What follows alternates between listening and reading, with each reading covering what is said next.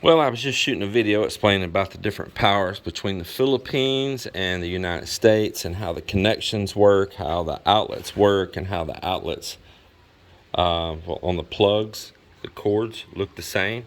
This being from the US, this being from the Philippines, same kind of plug. And the dangers and some suggestions help you out with that. Watch that video if you wouldn't mind. Now I want to explain why I have a router out. It's a router from the US. I had to plug it here into this transformer to cut it down from 220 volts down to 110 volts. But I had just made a really good video, cover a lot of information on that. Watch that separate than this. Well, what I'm going to be doing out here today is routing down this piece of wood right here. And I'm going to give it a style here on one side and make it kind of like a crown. This is some wood that comes out of Thailand, and it's the company, it's Matte Wood, and they already have this treated and stuff against insects and all eating it. It's really pretty color wood too. And let me show you what I'm going to be doing with this. So what I'm going to be doing is using it to go around the top right here and to make like a cap, like a crown mold around the top of these stones that we cladded around these columns here.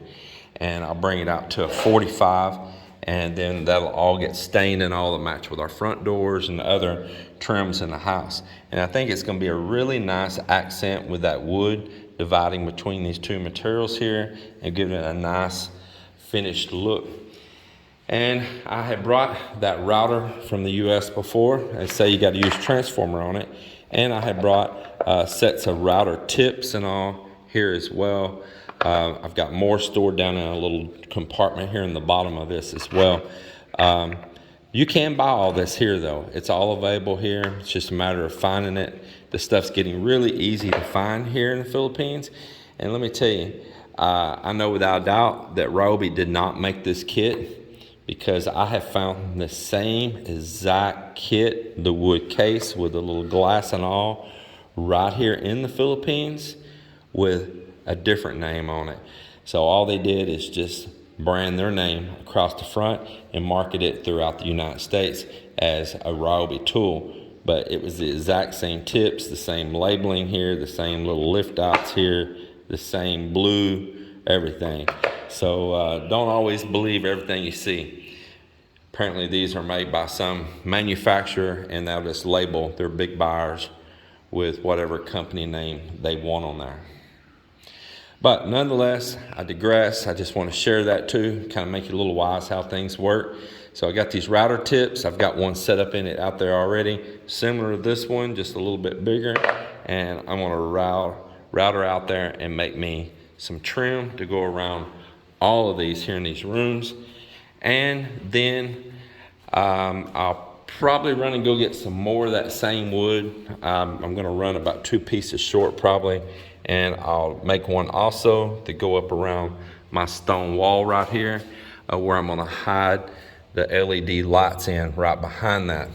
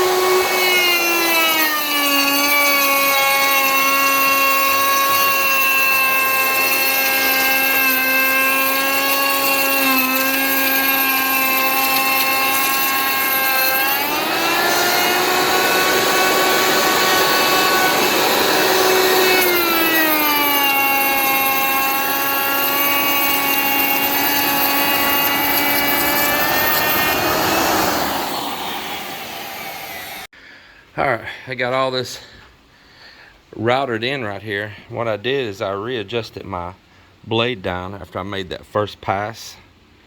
I adjusted it down again where that wheel could ride here even lower, where it already bit into, and made it cut down further right there.